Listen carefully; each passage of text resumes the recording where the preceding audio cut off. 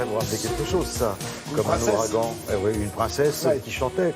Bah, ça tombe bien parce qu'on va faire un petit tour sur le rocher. Ouais. Ouais. Voilà, c'est comme ça qu'on appelle la principauté de Monaco. Ouais.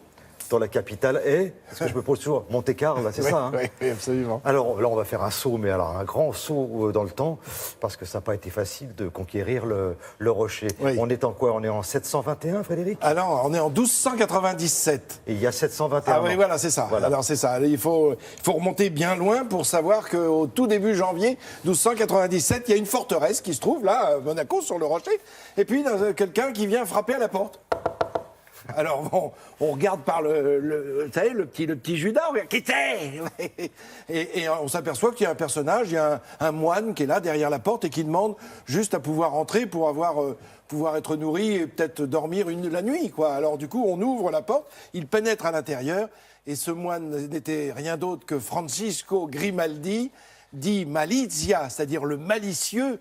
Et en fait, il n'était pas plus moine que vous et moi.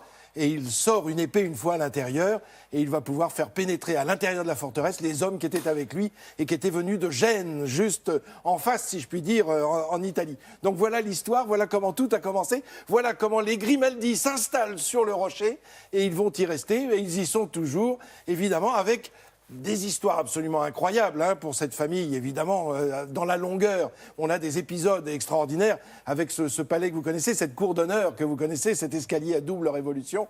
Eh bien, c'est ce que je vais en partie vous raconter avec des images. C'est ce que je vous propose de découvrir parce que cette histoire est très riche. On la vit encore, évidemment, aujourd'hui. Mais voilà, je voudrais vous montrer ce Francisco. Le voilà. Il est présenté, il est sur la cour principale devant le palais de son Altesse Sérénissime, le prince souverain Albert II. Eh bien voilà, c'est son ancêtre, Francisco, qui se trouve là.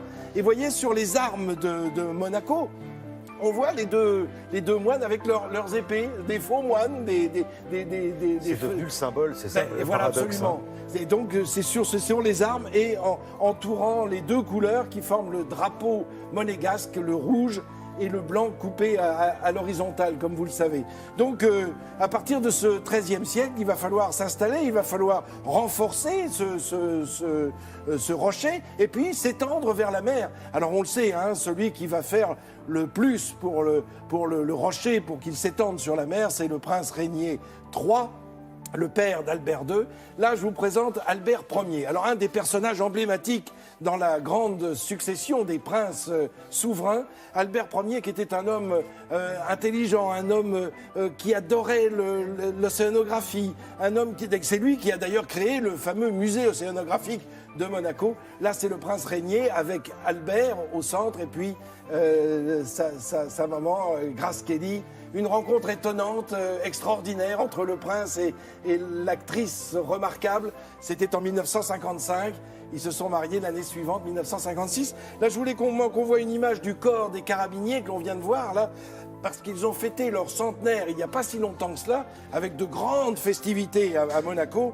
Le corps des carabiniers qui a vu le jour le 8 décembre 1817. Donc on a fêté le centenaire il y a à peine quelques semaines de cela. On l'a vu dans la presse et en images. Là, on voit le prince Albert II. Donc il possède le même prénom que Albert Ier qu'on a vu tout à l'heure.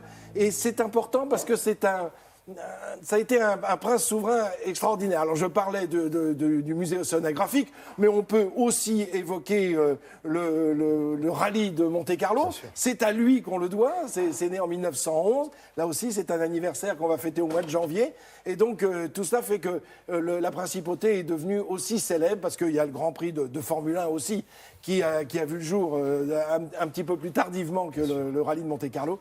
Mais voilà, et puis c'est ce gain sur la mer qui continue d'ailleurs, on continue à construire et à s'agrandir sur le... C'est assez impressionnant d'ailleurs. Oui, On se dit, mais comment, il y a encore de la place? Oui, il y a encore de la place. Enfin, on salue l'investissement du prince dans le domaine de l'écologie. Ah oui, énormément. Et puis, c'est un sportif également. Oui. Souvenez-vous de sa présence aux Jeux Olympiques. Bien sûr. Et vous savez, c'est presque dans les gènes, parce que figurez-vous que le papa de Grace Kelly avait représenté les États-Unis et avait obtenu 2 médailles d'or en aviron aux Jeux Olympiques d'Anvers. C'était en 1920. Donc c'est dire que, bon sang ne saurait mentir. C'est le moins que l'on puisse Merci dire. beaucoup, Frédéric. Merci.